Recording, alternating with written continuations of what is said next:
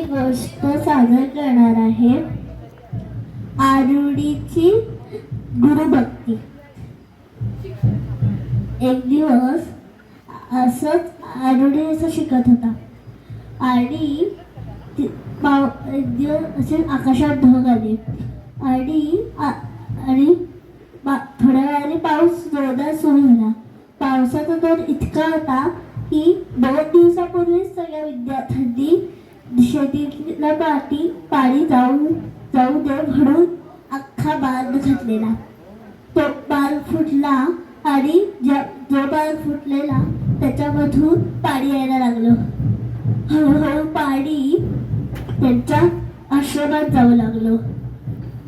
मग गुरुजी विद्यार्थ्यांना म्हणाले, जा बघा काय झालंय, तसं कशामुळे पाणी येते.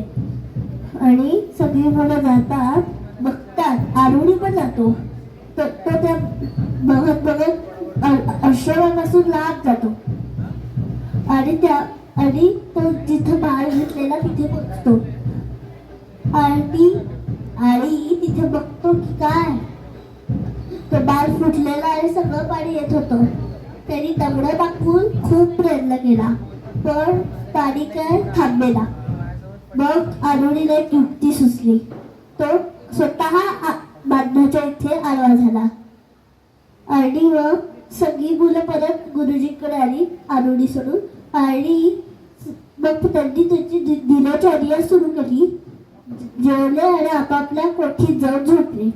सकाळी सगळे विद्यार्थी परत आले तर गुरुजींच्या लक्षात आलं की आरुडी कुठे दिसत नाहीये. आणि मग गुरुजी सगळ्यांना विचारू लागले, बाळा आरुडी कुठे दिसतोय का? सगळ्या विद्यार्थ्यांना कोणालाच माहित नव्हतं आरुडी कुठे आहे. मग गुरुजी म्हणाले की चला आपण आरुडीचा शोध घेऊ.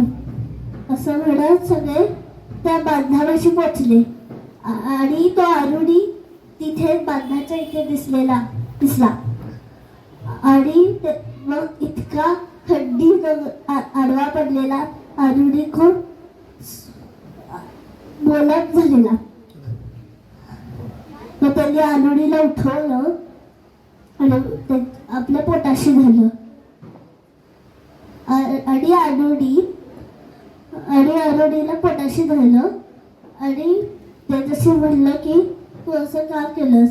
तर त्याने सगळं सांगितलं की माझ्या इथे आपल्या इथे बाज फुटलेला आणि पाणी आणि दगडं टाकली पण ते काय उपयोग होईना म्हणून मी स्वतः पडलो. मग गुरुजींनी परत पोटाशी धरलं आणि त्याला परत आश्रमात घेऊन आले. धन्यवाद.